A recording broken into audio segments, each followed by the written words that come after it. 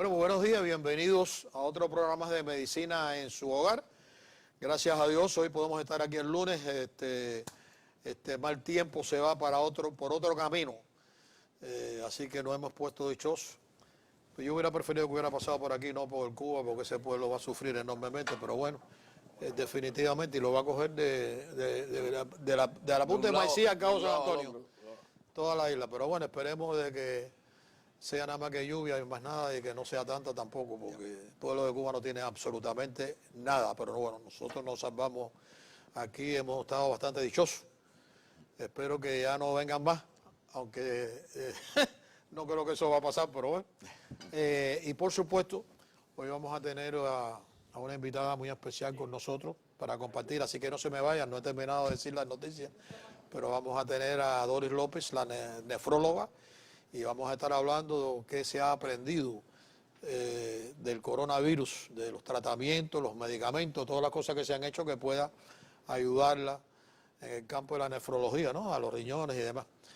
Pero antes, y esto es importante que sepamos, es que en la Florida, y esto sí quiero hacer hincapié, porque yo creo que nuestros políticos deben dar ya un paso, y no deberían de pasarse hoy lunes. Vamos a ver si no quieren estar preocupados con estos vientecitos plataneros y esta lluviecita, que salgan y den la noticia de que ya que estamos en la fase 2 y que le den más posibilidades a las empresas. Estoy hablando no solamente de empresas que no sean directas al público, pero que sirven al público, los restaurantes. Ahí di una vueltecita por 2 o 3 malls que quise ver por fuera, no entré, y veía vacíos los parqueos. My God. Y entonces vamos a ver si ya nos ponemos que las estadísticas indican desde marzo hasta la fecha, hoy en día en la Florida, es 5.4. Esa es la estadística. De casos positivos. De casos positivos, de personas que son positivos, no de enfermos. Los enfermos siguen bajando y los fallecimientos siguen bajando. La estadística del domingo en fallecidos fue 51 personas. Es decir, yo creo que ya este es el momento de hacer un replanteo de todo lo que hemos hecho para bien, no estoy diciendo que sea para mal, pero ya es el momento de empezar a abrir un poquito las manos para poder lograr estabilizar un poco nuestras vidas, que hacen mucha falta, y que los muchachos también puedan estar yendo a las escuelas, no solamente por el beneficio de los papás que pueden ir a trabajar, sino de los niños. Yo hablo con mis nietos, y ellos lo están a través del internet, pero ellos quieren ir a la escuela. Ellos quieren ir a la escuela. Y se sienten agobiados, de verdad que se sienten agobiados por no estar en la escuela. Así que estas son las noticias. Buenos días a todos ustedes. Buenos días a mi invitada también, que se los voy a dar después, y a mis compañeros, que ahí les dejo, porque yo creo que son buenas noticias relacionadas con el coronavirus. Yo sé que usted está un poco reluctant, como dicen los americanos, de estar hablando un poco de esto, pero es que yo creo que hay que hablar. Y si hablábamos de las cosas que eran negativas, hay que hacer énfasis en las positivas. Y a los medios no empezar a darle la vuelta. Ahora la vuelta que están dando, la estadística del coronavirus es, la Florida se pasa de los 600,000. Fíjate. No te hacen énfasis en el otro, sino ese es el titular. Como diciendo, wow, es triste, pero es verdad. Ahí tengo que darle toda la razón, doctor. Doctor Llamo, le doy toda la razón. Buenos días, Luis. Buenos días. Doctor Fernández y la doctora Doris López. Definitivamente, ¿sabes? Ya, se hace un tiempo, lo hemos visto. Por lo menos la virulencia, la agresividad del virus sabíamos que estaba bajando, pero obviamente había muchos casos, ya discutimos, eso generaba hospitalizaciones y sí, ha habido muertes, nosotros no estamos negando eso, pero definitivamente hemos ido mejorando. Hay tratamientos que han dado resultados. Y siguen apareciendo. No que es 100%, pero se ha ido aprendiendo cómo tratar a los pacientes. Y definitivamente, ahí tenemos los resultados.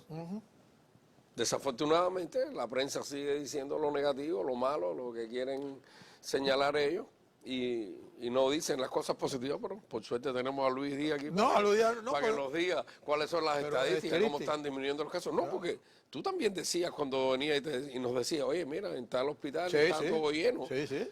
Pero hoy tienes que decir, oye, está mejor. Exactamente. Entonces, sí, decimos cuando estaban llenos y tenemos que decir cómo se están vaciando. ¿No? Exactamente. Ese es el trabajo real. Exactamente. No, y con el cuidado es que lo que se está haciendo está funcionando. y cada día aparecen nuevas metodologías de tratamiento que están ayudando. O sea, quiere decir que al paso del tiempo vamos a encontrarle una solución. No será evitar el coronavirus, pero sí aprender a vivir con él y que no sea de un impacto a nuestras vidas tan grande. Hemos estado viviendo con influenza por años. Ese es un tema que vamos a hablar quizás también ¿Cuántos años más hemos adelante, vivido con doctor, influenza? porque ya está acercándose la fecha. Y no hemos parado. Ya. Y muy Doctor buenos Fernández. días, mi compañero doctor Llamo, la doctora que vamos a hablar ahora. Muy buenas noticias y por suerte, pienso yo, en lo que podemos hablar del estado humano, ¿no? De principio, tener tanto desconocido de este tema, de este problema, ¿no? Que es el coronavirus. Tenemos mucha incertidumbre, pero creo también que personas, aunque la prensa todavía siga con esa agenda, personas se están dando cuenta, espero que sí, que miren, como hemos hablado, con sus propios ojos y miren a su alrededor y que estamos mejorando, no que no tengamos un problema, pero estamos mejorando. Claro. Y vamos a ver si porque sí es buena noticia, que hay menos muertes y que muchos tratamientos que se han tratado, que se están usando, están funcionando para atenuar esta situación. Y vamos a ver si nuestros gobernadores, líderes, alcaldes empiezan a darle oportunidad a nuestros negocios de empezar a normalizar y eso nos va a normalizar la vida a nosotros. O una buena noticia que a usted se le olvidó, porque es buena noticia, que los Miami Heat están arriba 3-0 en los playoffs de básquetbol. Buena noticia para el doctor Llamo. So, a ver si empezamos a normalizar. Claro, pero también no hay duda. Pero yo creo que en los pullovers debe de haber nada más lo que sea deportivo, no mensajes Sí, políticos. eso no me gusta. No mensajes políticos. Claro. Que desgraciadamente, ese es el tema. Es que es muy difícil salir de la política, doctor. Mira, yo no hubiera dicho absolutamente nada, pero es que da la casualidad que cuando veo en el uniforme, y entonces el uniforme no debe estar usándose para nada más que promover el deporte, promover el equipo y el nombre de la persona. Me tocaste un tema que sabía que no quería tocar hoy. No. Y de todas formas lo tocaste. Rapidito. Te voy a decir lo mismo que te dije antes que comenzáramos el programa. Hoy yo no quisiera tener Exacto. que escuchar absolutamente nada de eso. Estoy cansado de los dos extremos. Yo sé. De los extremos, yo no estoy hablando Yo sé. de lo que es normal. Estoy Exacto. cansado de los extremos. Yo quisiera oír un poquito, vamos a poner nombre. Yo quisiera oír a alguien decir, oye, vamos a mejorar las familias, vamos a ocuparnos de nuestras familias, vamos a ser mejores seres humanos. Amén. Y después vamos a lidiar con lo demás. Ya. Mientras sigamos en esto, porque son extremos, nos vamos pasa algo negativo y lo tomamos hasta el otro lado. Y algo aquí y vamos hasta el otro lado. No hay duda. Nadie está en el medio. No hay duda. Si seguimos en eso, entonces sí estamos en problemas. Claro. Pero es que también cuando se televisan estos deportes, no creo que hubiese sido tan importante destacar eso. Y desgraciadamente destacan el mensaje. Y entonces el mensaje puede molestarle a muchos y puede beneficiar a muchos. Pero entonces si nos vamos a llenar, tenemos que llenar del mensaje todo. ¿Me entiendes lo que te quiero explicar? Y yo no creo que el deporte, aunque se usa, pero yo que Y se ve, y muchas Se ve personas feo. están rechazando eso. Exacto. Y muy rápido porque tenemos la Pero doctora. bueno, sí, la doctora. Una noticia que hablamos también sobre Kim Jong-un y estaba esperando yo que usted lo dijera para yo usar una frase que mejor que Kim Jong-un está enfermo supuestamente, etcétera. Pero ¿cómo es el dicho, Luis y doctor? Mejor mal conocido Qué bueno por conocer. que bueno por conocer. Sí. No sé si eso es verdad con No, pero este te puedo decir, terrorista no, que es Kim Jong-un. Bueno, yo Pero no le creo el mucho. que viene atrás. Bueno, yo veo una ¿Que noticia que sea la peor tengo. que él? No, yo No te sé. voy a decir ahora. No me sé. dio el pie. Yo creo, yo tengo un question mark ahí. Primero porque ya hubo una vez, hace unos meses atrás, que también decían que tenía el coronavirus, que se estaba muriendo. Y después salió apareció, con un suntan y después salió increíble y- chino, Fidel se salió. murió un montón de veces. Sí, salió. Pero ahora dicen que está en coma, que ya no tiene, no tiene solución. Pero la que va a tomar la rienda es la hermana, que según las informaciones que uno ha recibido acá, es 10 veces peor que el personaje, la hermana de él. Así que imagínate tú la desgracia para Corea del Norte. Pero bueno, vamos a dejarlo ahí, porque tenemos una invitada muy especial que nos va a ayudar muchísimo. Buenos días de nuevo a la doctora Doris López. ¿Cómo está usted, doctora? Hola, muy buenos días. Contentísima de estar de nuevo con ustedes. Bueno, vamos a ver si la podemos tener con más frecuencia. Siempre lo decimos, pero no sé qué pasa siempre que no la podemos tener. La pregunta era como hablamos nosotros, doctora, en el fin de semana cuando estábamos hablando para el programa, que yo dije, ¿qué impacto ha tenido esta enfermedad de COVID-19 en su rama, ¿no? En la de nefróloga. ¿Qué impacto ha tenido negativo y qué impacto a lo mejor positivo por los tratamientos y por los nuevos medicamentos y los nuevos descubrimientos? ¿Qué impacto positivo ha tenido para salvaguardar, como digo el doctor antes de comenzar el programa, nuestros riñones?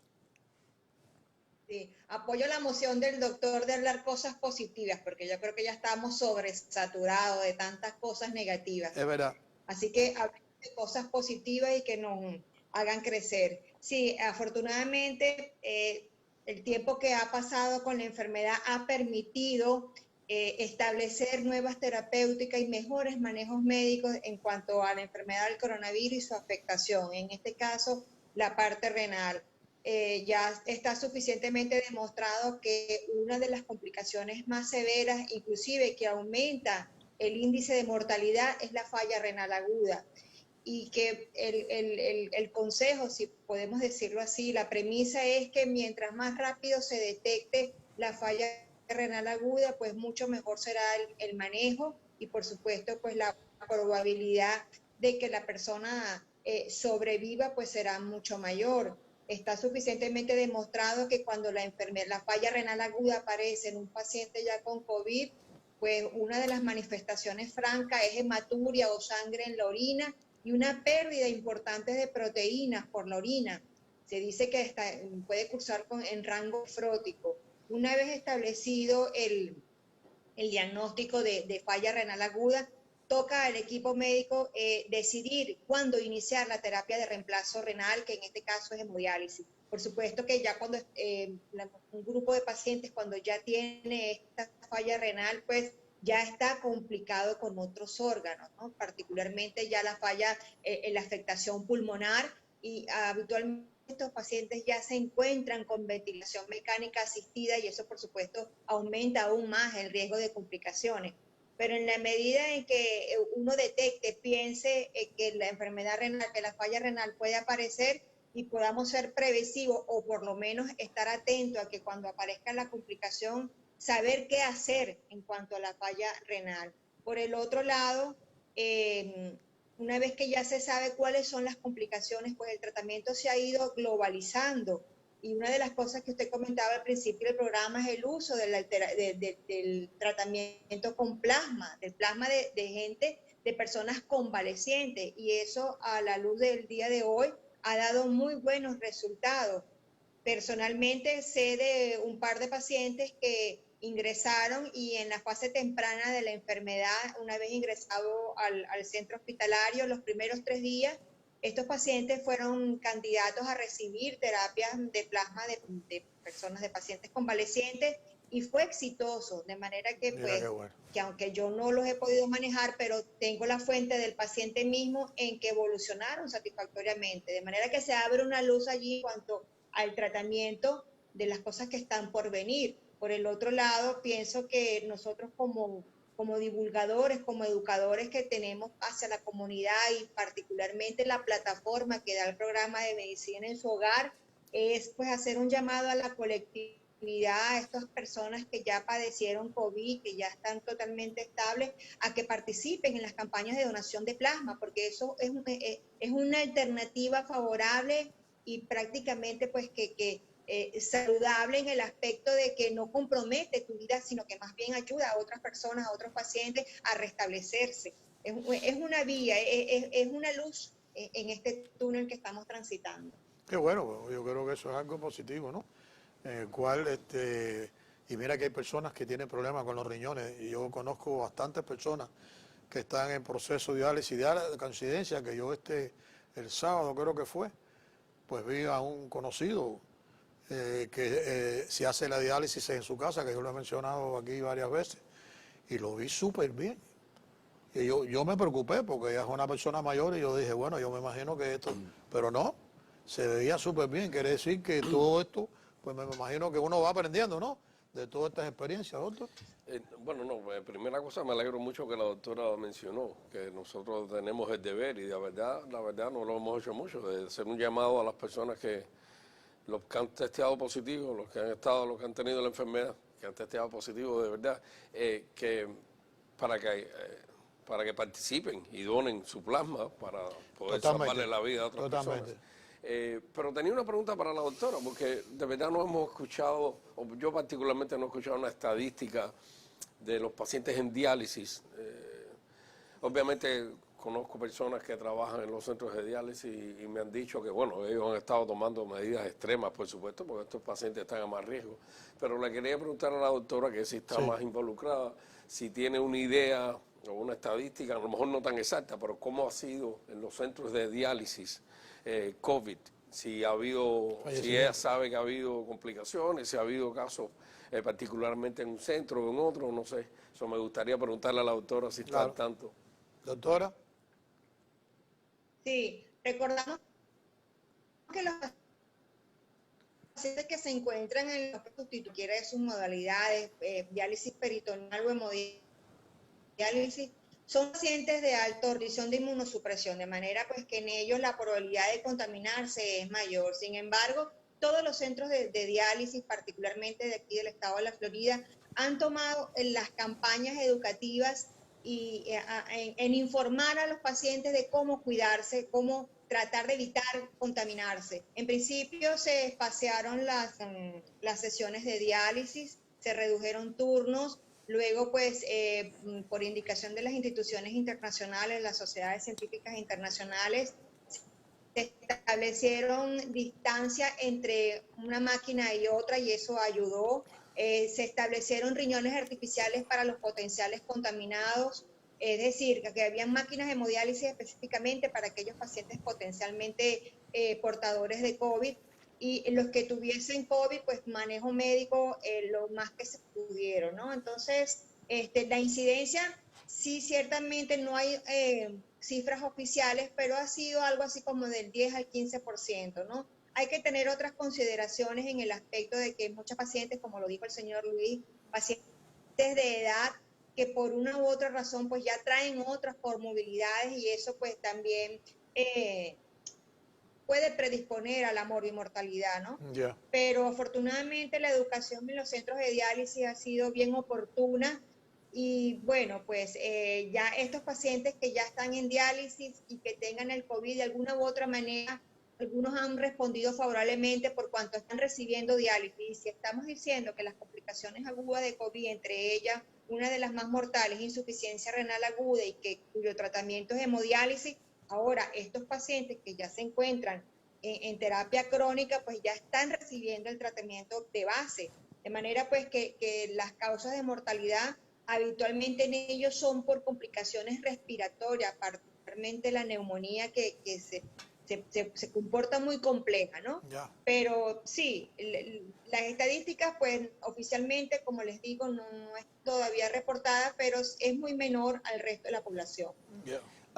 Doctora, muy buenos días. Respecto a lo que son personas en diálisis, personas con la enfermedad crónica y diagnosticada y con síntomas que le han hecho tratamientos, sean hydroxychloroquine o remdesivir o el infepodril, que con otros pacientes se ha reportado de cierta forma los trastornos del QT, etcétera, etcétera. ¿Usted ha visto eso en esa población de que esos tratamientos terapéuticos han tenido un efecto negativo sobre lo que es el responder a la diálisis, o no ha habido algo así de que digan, bueno, estos pacientes no se pueden tratar con estos medicamentos porque hay trastorno del riñón acelerado?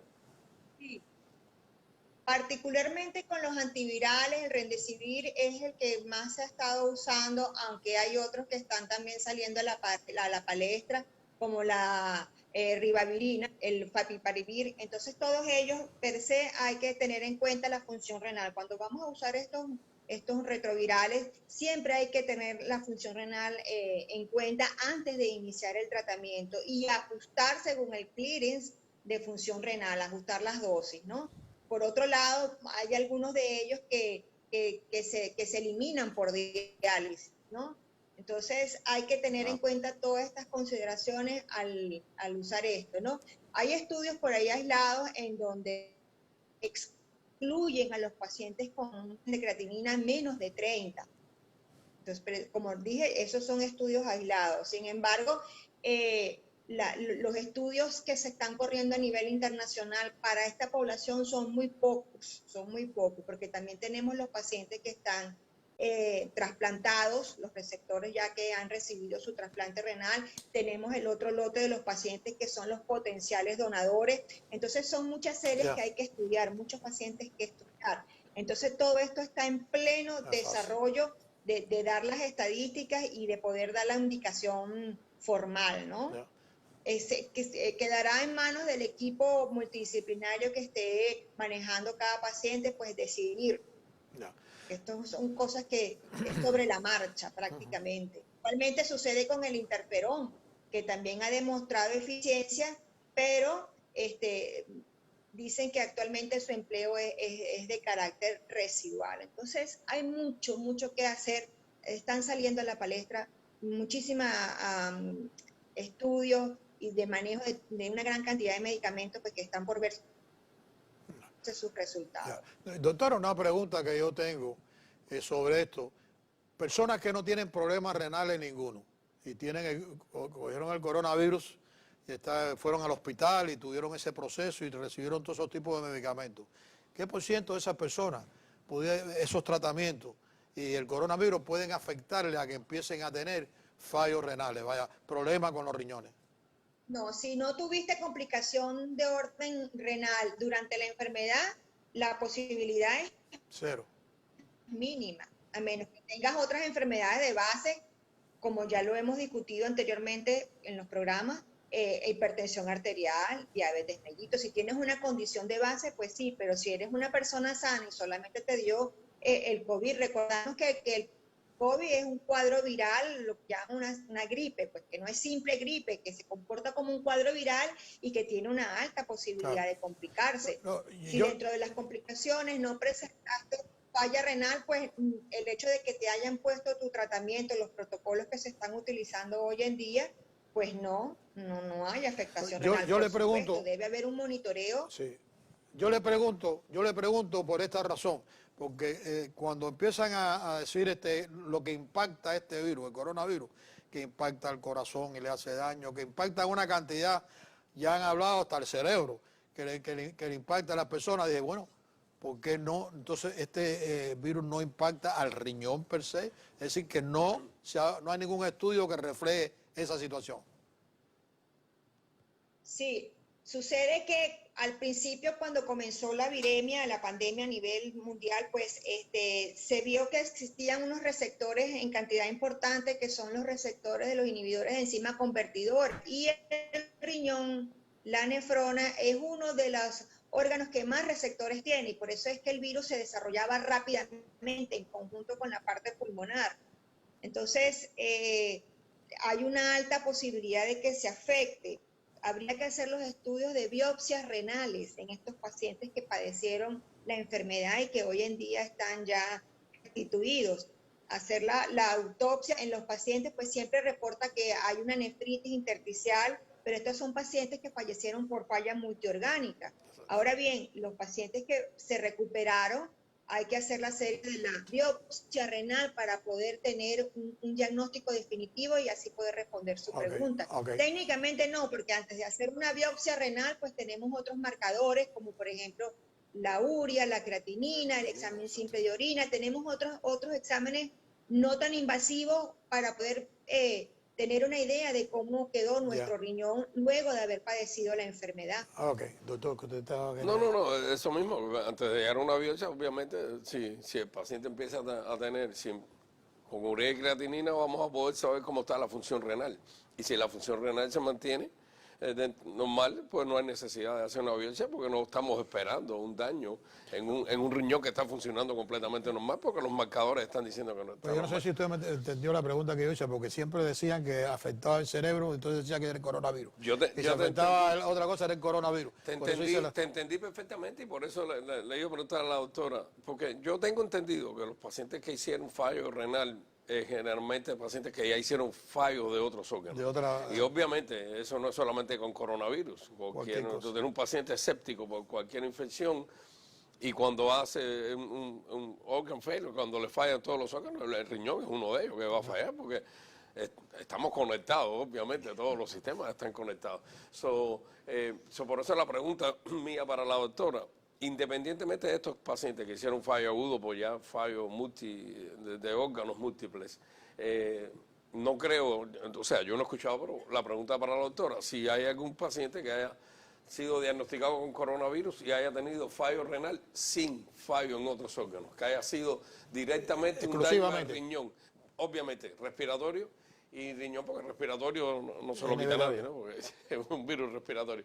Pero sin fallo de otros órganos, si ella conoce algún caso que haya tenido fallo renal sin tener fallo de los otros órganos.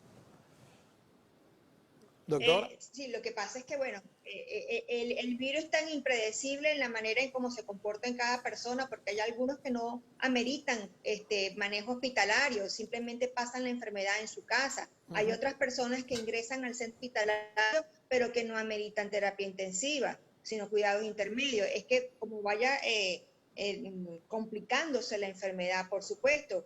La falla renal es una de las que más aparece en conjunto con la falla cardíaca. Y si bien recuerdas, doctor, que también está la falla de la coagulación, porque ya se descubrió a principios de la enfermedad de cómo el dímero D, que es un marcador para trombosis pulmonar, se aumentaba bruscamente. Ajá. Entonces, es un conjunto de cosas, es una estela de complicaciones, algunas más severas que otras no aparecen, pueden aparecer 2 o 3 compromisos de múltiples órganos, por ejemplo el hepático también, la coagulopatía es una de ellas, la parte ventilatoria que ya se ha discutido, la parte cardíaca también. Entonces, si este paciente que se recuperó de una falla multiorgánica, entre ellas teniendo complicaciones de la parte renal, se recuperó, egresó exitosamente de la unidad de cuidados intensivos, ese paciente tiene que seguir un control por nefrología posterior porque tuvo un compromiso renal importante y puede quedar una memoria, si es que lo podemos decir así, de esa afectación. A lo mejor no la veremos en el corto plazo, pero sí en el mediano largo plazo, y por eso es importante hacer el seguimiento, al igual que la parte pulmonar. Ya, doctor Fernández. Doctora, cambiando un poco, ya llevamos un par de meses en esto de COVID-19 y se acuerda, de principio hablamos de que como el sistema de los médicos estaba cambiando mucho a telehealth o ese sistema, a ver si en su experiencia ahora eso y en su opinión ha funcionado, la confianza de sus pacientes, la suya sobre evaluar estos pacientes, y una segunda parte, si usted nota quizás en los últimos días que la ansiedad o el miedo de los pacientes suyos ha mejorado, ¿cómo ve el cambio en las actitudes y la confianza de sus pacientes? Y de nuevo, el telehealth, a ver qué piensa usted, cómo ha funcionado en su rama de medicina, si ha sido efectivo. Sí, la telemedicina ha sido una gran tabla de salvación para pacientes en forma ambulatoria. Ha calado muy bien, pues primero porque por el fácil acceso, ¿no? Y que nos minimiza en un gran porcentaje el riesgo de contaminarnos, el riesgo de tener que salir a la calle, porque dicho sea de paso, veo con preocupación que no estamos usando el tapaboca debidamente. Hay como mucha relajación en cuanto a lo que es el distanciamiento social, y sobre todo los fines de semana es cuando más lo veo, y eso es preocupante porque que no podemos bajar la guardia. Ya lo veníamos diciendo, una nueva normalidad, y eso incluye el uso del tapaboca, el distanciamiento social y el lavado de las manos constantemente. Entonces, para los pacientes pues que no no se han visto afectados por el COVID, sino que consultan por otras cosas, la telemedicina ha sido una herramienta de gran ayuda, pues por cuanto ha permitido una comunicación constante, directa con su médico tratante, tal vez no de cuerpo presencial, pero el hecho como estamos nosotros aquí nos estamos viendo, pues nos permite y nos alienta un poco, y sobre todo que le da seguridad al paciente. Por el otro lado, hay que saber discernir cuáles son los pacientes que podemos tratar con telemedicina, porque obviamente un paciente que esté presentando síntomas ya de marca mayor, de mayor complejidad, que amerita el examen físico, pues obviamente tiene que trasladarse a un centro hospitalario o a los centros de consulta externa que estén disponibles, ¿no? Pero en líneas generales, pues ha sido una gran ayuda, no solamente en la parte clínica, en la parte médica, sino también en la parte psicológica, porque he sabido de otros colegas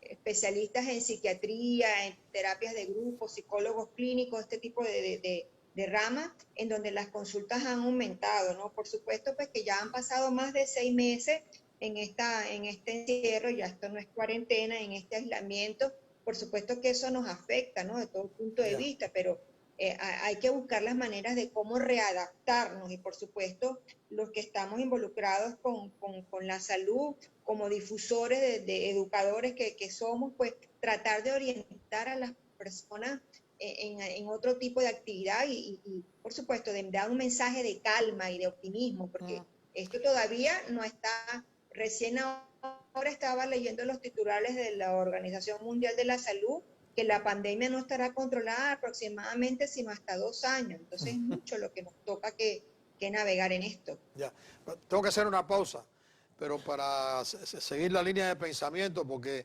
he sido partícipe de la telemedicina. Y yo creo que sí, para muchas personas es positivo, pero para otras personas que no conocen, quizás tal vez no son diestros en el internet, pues a veces les cuesta trabajo poder entrar y establecer la comunicación.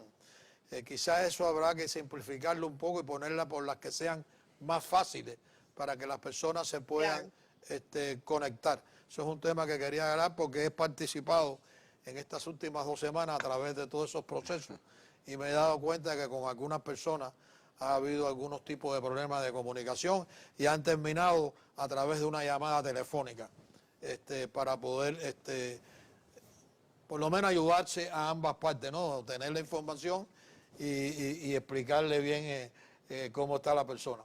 Vamos a hacer esta pausa y regresamos con ustedes.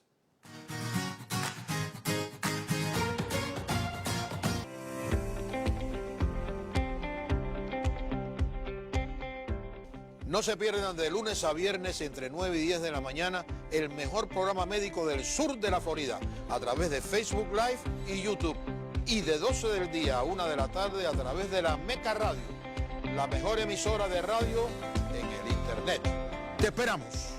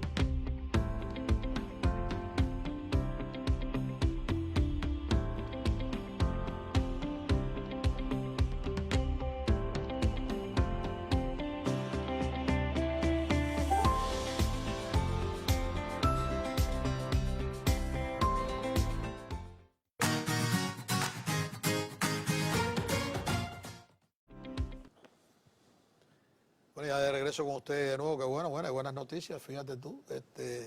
A mí me preocupó mucho cuando al principio se hablaba del coronavirus, que te afectaba esto, te afectaba lo otro, o sea, que no tenías nada, pero que iba a esos órganos y te lo afectaba. Que bueno que en los riñones no haya Sí, ese, directo no haya sido así. que no haya ese problema, ¿no? Es una cosa pues, positivísima para todos nosotros, ¿no? Y una tranquilidad.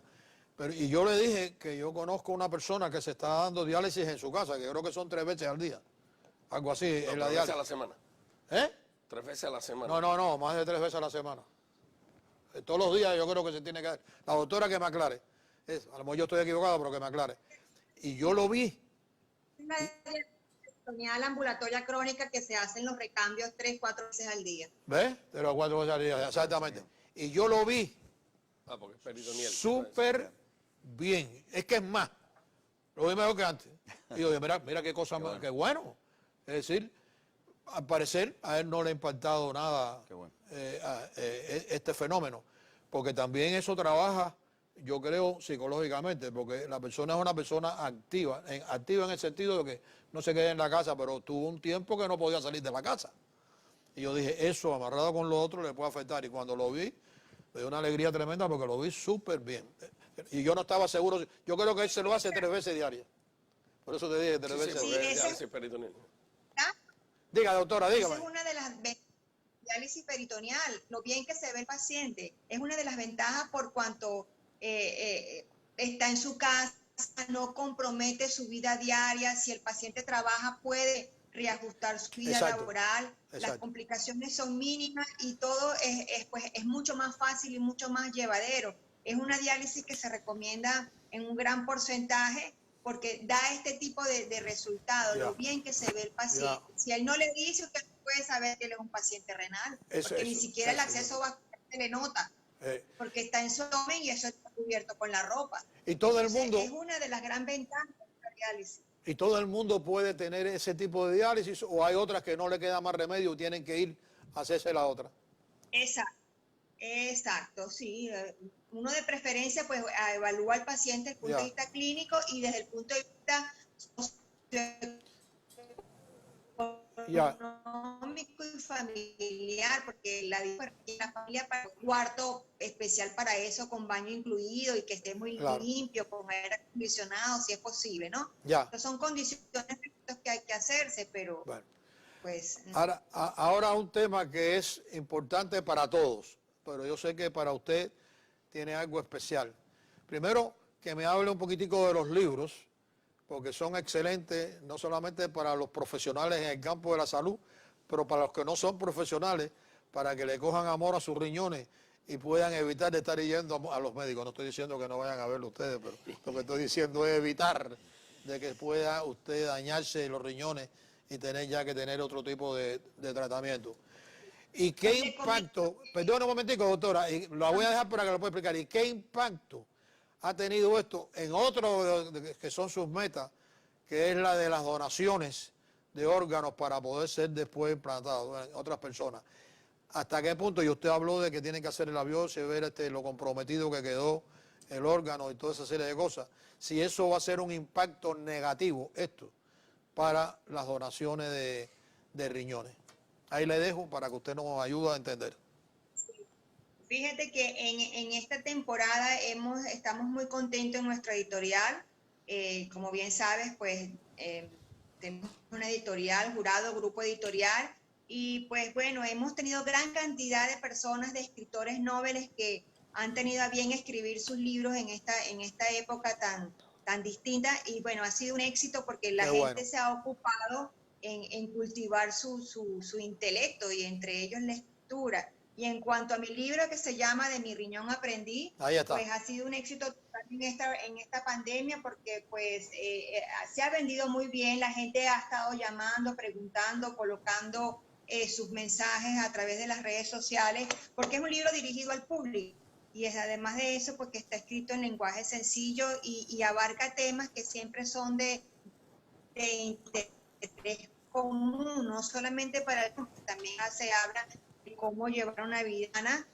Particularmente hay un capítulo que siempre yo lo comento, que son los 7 pecados capitales, son las cosas que no debemos hacer, no solamente para no atentar contra nuestra salud renal, sino contra nuestro nuestra salud integral, y son en los hábitos alimentarios, los hábitos de ejercicio, las comidas, las bebidas, el no aguantar las ganas de orinar, etcétera, etcétera, etcétera.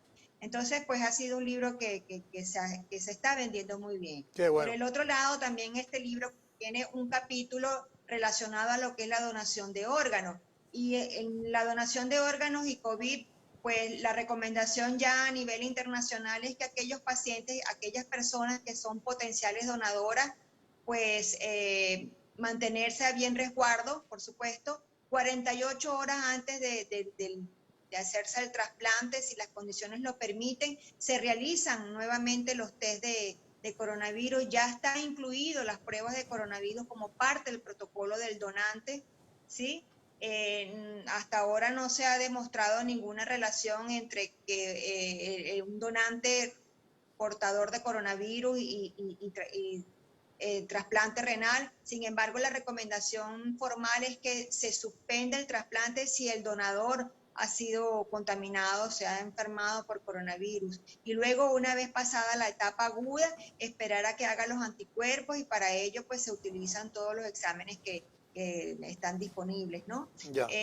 La tasa de donación, yo creo, Luis, que con todas estas cosas que estamos hablando en cuanto a la donación de plasma, yo creo que es una buena oportunidad para sensibilizar a la comunidad a ser donante universal de órganos, porque no solamente de riñón, y en este caso ahora del plasma. Yo he visto con beneplácito en las redes sociales cómo las personas están donando su sangre en esta suerte de carritos que hay ambulatorio en la ciudad, cosa que me parece fabulosa, porque no ponen mucha restricción, y si usted pues cumple con los requisitos mínimos para ser donante de sangre, pues ya te va marcando una sensibilidad y un llamado de conciencia, de manera pues que es una buena oportunidad para continuar haciendo campañas de educación de lo que significa ser donante, y no, repito, no solamente de riñón, sino también de sangre, de órganos y tejidos, que es una situación de mucha loabilidad, de mucha comprensión, de mucha solidaridad humana, sobre todo en estos tiempos tan difíciles que nos ha tocado vivir. Doctora, dos cosas antes. Yo sé que los doctores tienen también muchas preguntas. Número uno, el teléfono, que nos pueda dar su teléfono para que las personas se puedan comunicar con usted, porque yo sé que a través de Amazon pueden encontrar su libro. ¿Correcto? Exacto. Ok, sí. Pero el teléfono para que la llamen. Dígalo despacito. Claro. 305-244-1117. Y a través de nuestras redes sociales, en @jurado_publishing, en Instagram, en Twitter. En Twitter nos pueden conseguir. Y por supuesto en Amazon pues, está a la venta el libro de Mi Riñón Aprendí, colocan mi nombre y pues ahí está. No solamente el libro, tenemos una gran cantidad de libros muy, muy interesantes para que la gente se cultive. Y la persona que esté interesada también puede escribirle a Medicina en su Hogar, y ahí estoy seguro nuestra productora pues le hace llegar cómo comunicarse o cómo adquirir a través de Amazon, o darle su teléfono para que la puedan llamar.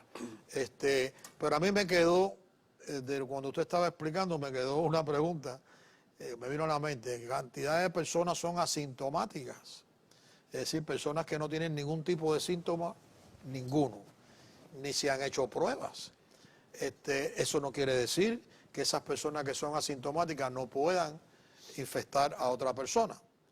Como en ese caso de una persona que es un donante, pero es asintomático y falleció por un accidente, pongamos por ejemplo, y le van a obtener pues todos sus órganos, ¿no?, para poder ayudar a otras personas.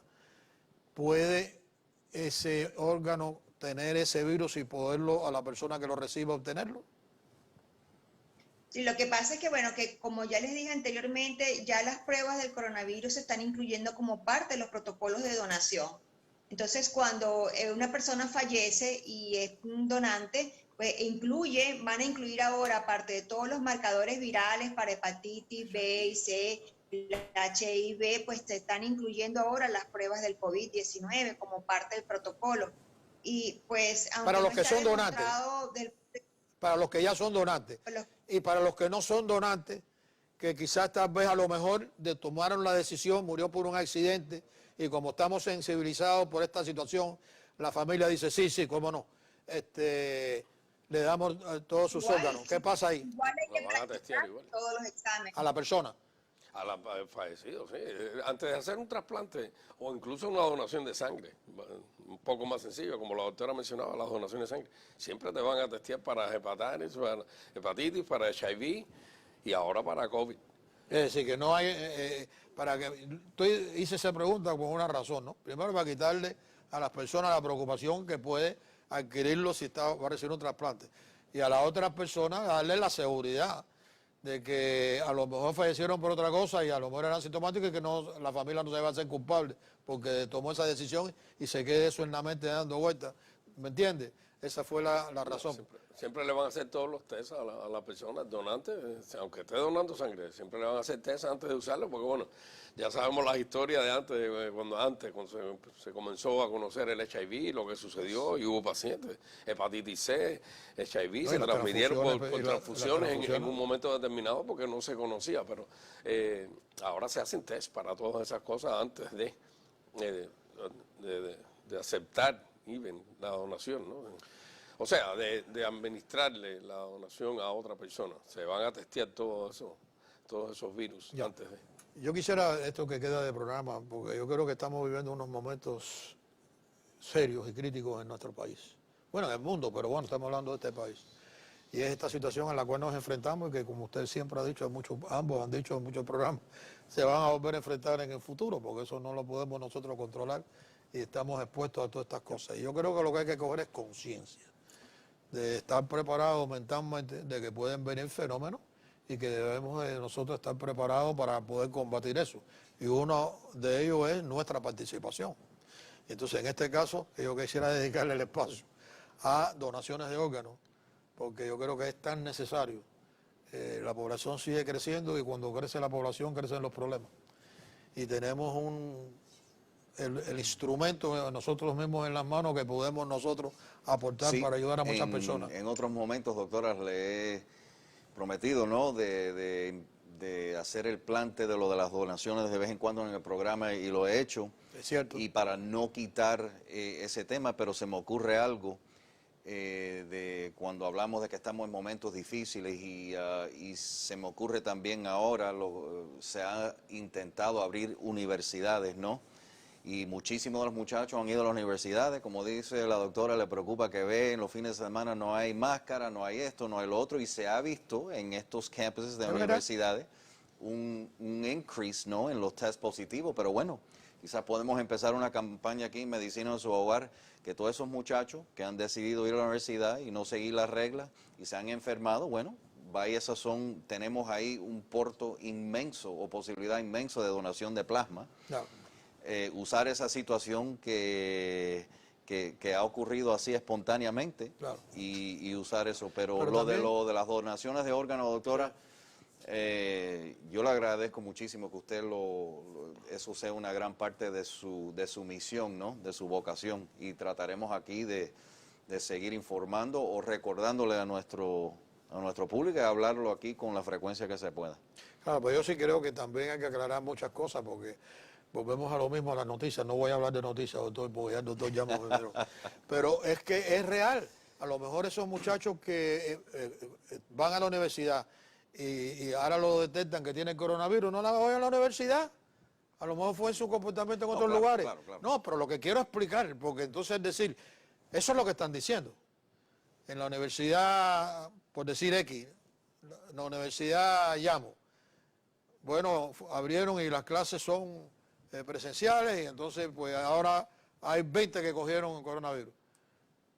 Entonces, para como decir, mira, por la razón por la cual están allí, pues si no fueran allí no se cogían. Bueno, pero a lo mejor ese lo cogieron en la playa, o lo cogieron por la noche, como usted dice, en Miami Beach, en los bares, o en los masajes, en los lugares estos donde dan masajes, también. Y yo he leído emails de un par de universidades, ¿ok?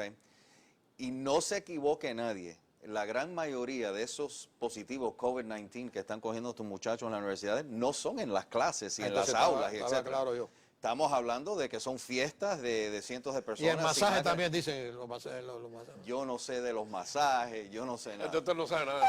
Por favor. Pero no se equivoquen que eso no se está Claro, pero no, es transmitiendo verdad. en the classroom. Es Si verdad. esos muchachos se dedicaron solamente a estar frente a su computadora en su dorm room en las clases o en las clases con su protección, no iban a tener Exacto. esa No, meta. pero, Pero vamos a decir, muchachos, pónganse para su número.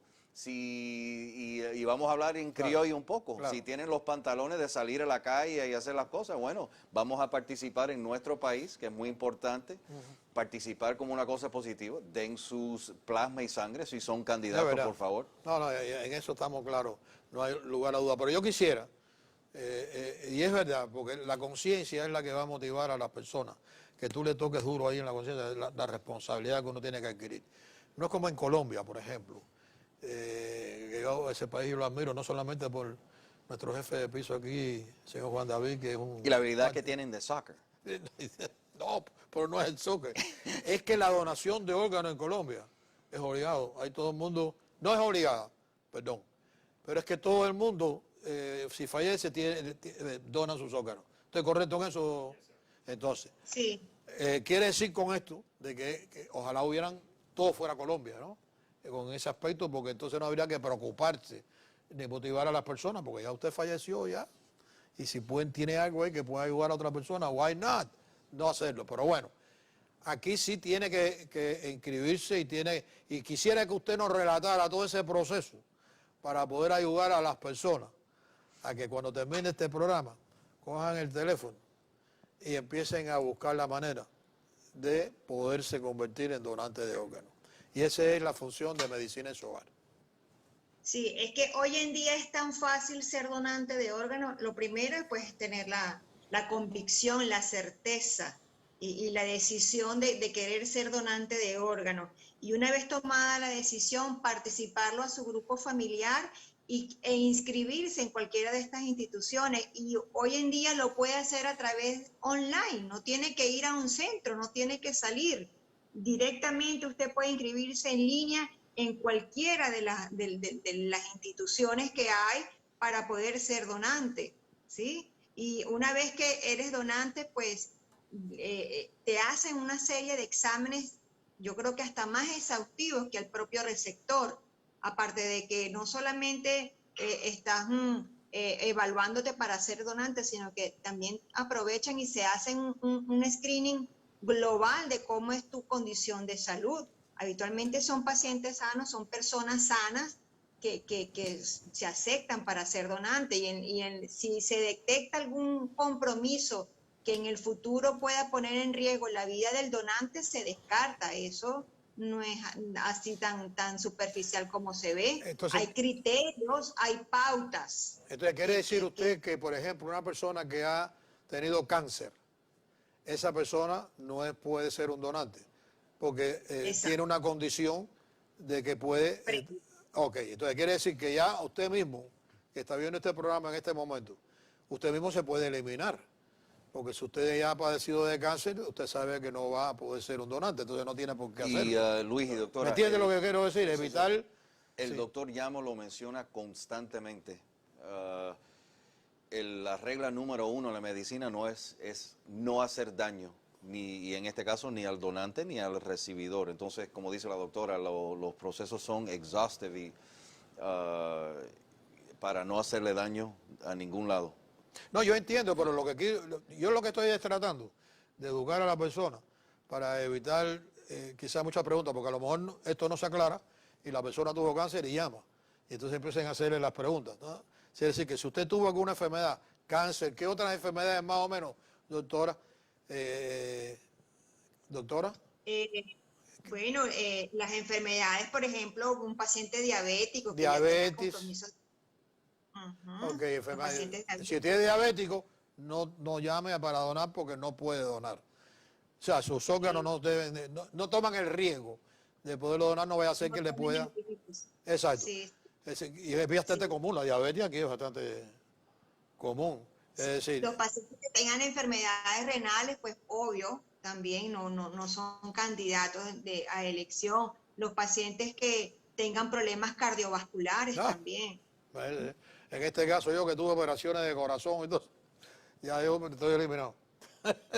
No, pero lo que quiero decir con esto es que fíjate como ya ahí usted elimina una cantidad de personas que no llamen y para no participar, pero los demás que no han tenido ese problema, quizás no lo sepa que lo tiene, porque a lo mejor lo llevan por dentro, no lo sabe, pero le van a hacer las investigaciones y que es bueno, porque si una persona joven y hace eso y le identifican que tiene un problema, lo va a atender y va a resolver su problema, es decir, que a la misma vez es un beneficio. ¿No es así, doctor? Sí, claro. Exacto. Y yo quería mencionar, pues, ahora que se usan tanto los conspiracy theories, ¿Los qué? Las teorías estas de conspiración, conspirativas. no van a dejarlo morir porque usted es donante. No se crean eso, que hay personas que dicen, yo no soy donante porque cuando llegue a la emergencia me van a dejar morir para cogerme los riñones. No te van a dejar morir, te van a salvar la vida. Y si te muere porque se murió, porque no pudieron hacer más nada, entonces van a tomar los órganos. Ya. Pero eso No te van a matar. Esas películas no son reales, son películas. Pero hay algunas realidades. Porque Sí, aquí hay personas que venden sus órganos Ahí sabemos que hay un mercado negro. Sabemos que hay un mercado negro. Otra cosa. Eso lo sabemos. Pero No vaya a entrar a Baptist y le va a decir, mira, este es exacto. Lo que estoy diciendo es que no vas a llegar a la emergencia. Yo entiendo. No vas a llegar a Jackson Yo en un helicóptero, entiendo. después un accidente y ahora te van a dejar morir porque tú eres No, donante. yo entiendo. Porque Pero hay personas que dicen eso. sí, claro. Pero yo lo que quise aclarar es para evitar quizás que muchas personas llamen sabiendo que ellos pueden saber si ellos pueden ser donantes o no donantes. Bueno, pero fíjate, que llamen, es bueno que llamen. Porque a la misma vez estamos pensando en personas jóvenes, personas saludables, porque obviamente, la doctora lo ha hablado también, ya con la edad avanzada hay otras cosas. Y generalmente estas enfermedades crónicas también aparecen con los años, muchas de ellas. Entonces, hay otras enfermedades hematológicas, cosas pero siempre le van a hacer un test. Siempre le van a hacer diferentes tests antes de que usted sea un donante. Es bueno que llamen a estas personas jóvenes que son aparentemente saludables. Vamos a dar el paso. No, yo creo que sí, si usted no lo sabe, lo que estoy Exacto. diciendo. Yo digo a los que saben.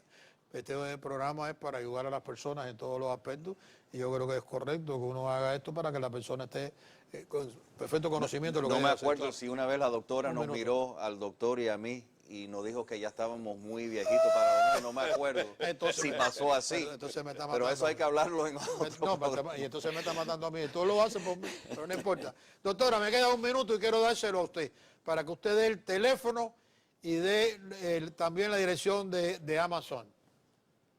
Sí, nuestros libros los pueden conseguir en Amazon. Pueden poner Jurado Publishing y ahí le aparece toda la cartera. En mi libro particularmente, pues de Mi Riñón Aprendí, teclean mi nombre, Doris López, y ahí con gusto le aparece en Amazon. El servicio de Amazon para los libros está llegando muy rápido. Okay. Aparte, pues, lo puede conseguir por nuestras redes sociales, @Jurado Publishing, en nuestra página web, en www.juradopublishing.com. Ya lo tenemos ahí, le doy las gracias a mi director porque no sé si lo hizo tan rápido ahora o lo encontró ahí en su información, pero muchas gracias, doctora. De verdad, vamos a ver si la tenemos con un poquito más de frecuencia. Siempre lo digo, pero no se hace. No sé por qué razón. Siempre es un placer participar. Yo lo sé, doctora. Le agradezco muchísimo su amabilidad. Así que, y a ustedes, por supuesto, que recuérdense que esto es muy importante, porque a veces no duermo mucho, quiero que lo sepan, porque mi interés es enviarle la información y educar a las personas. Y entonces el doctor Llamo le va a decir que a las 12 del día lo ven. En la Meca Radio, la mejor radio del internet. Y el doctor Fernández. Le voy a recordar que a las 3 y a las 8 con Luis Díaz. Ok, y a ustedes mañana a esta misma hora. Muy buenos días.